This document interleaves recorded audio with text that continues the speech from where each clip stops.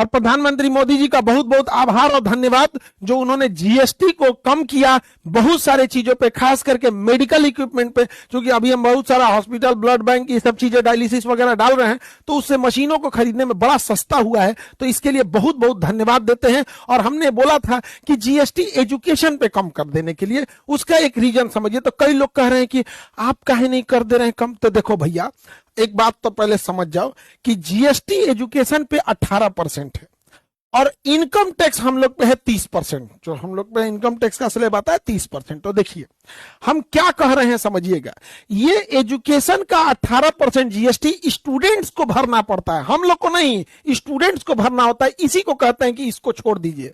हमने ये कभी नहीं कहा कि टीचरों पर लगने वाला इनकम टैक्स छोड़ दीजिए।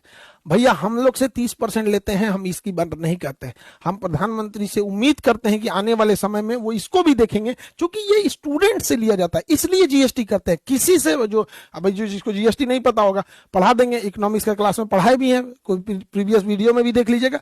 तो मेरा कंसर्न बस ये है कि हम, अगर हमको अपने से स्वार्थ रहता है तो हम कहते हैं कि इनकम टैक्स छोड़ दीजिए, क्योंकि ये विद्यार्थी को नहीं देना है, टीचर को खुद देना है, हम लोग को खुद देना है एजुकेशन पे। हमको मतलब है स्टूडेंट्स के ऊपर, देश के भविष्य होते हैं। अगर 18% कम होगा तो बहुत गरीब जनता है जिसके लिए 18% मायने रखती है। कहीं 10,000 फीस है, उसमें 18% कम हो जाएगा तो लगभग 2,000 कम होने से उसको थोड़ी सहूलियत मिल जाएगी। उम्मीद है कि उसमें भी आगे करेंगे। दूसरा, कई बार जब हम लोग ये रिफॉर्म की बात करते हैं तो कहते हैं सब पॉलिटिक्स कर रहे हैं। भैया हम लोग पॉलिटिक्स पढ़ाते हैं, पॉलिटिक्स पढ़ाते हैं। पढ़ना होगा तो आ जाएंगे लोग, पॉलिटिक्स पढ़ा देंगे। पॉलिटिक्स करते नहीं है हम लोग। इधर राजनीति और धर्म जाति से बहुत ऊपर हट चुके हैं लोग। अगर ये सोचेंगे लोग कि किसी एक का तारीफ करे, किसी एक की बुराई, ऐसा नहीं होगा। अच्छा काम होगा तो अच्छा, खराब होगा तो खराब।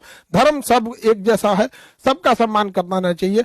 तो इसलिए हम लोग को ये सबसे कोई मतलब नहीं है। जो रिफॉर्म होना चाहिए वो होना चाहिए यहाँ पर। वरना शुरू से भी देखेंगे तो पहला वीडियो में भी देखेंगे जय हिंद बोल के आते थे, और आज भी देखेंगे जय हिंद बोल के चले जाते हैं। मिलेंगे नेक्स्ट क्लास में, फिर नेपाल की चर्चा करेंगे। जय हिंद।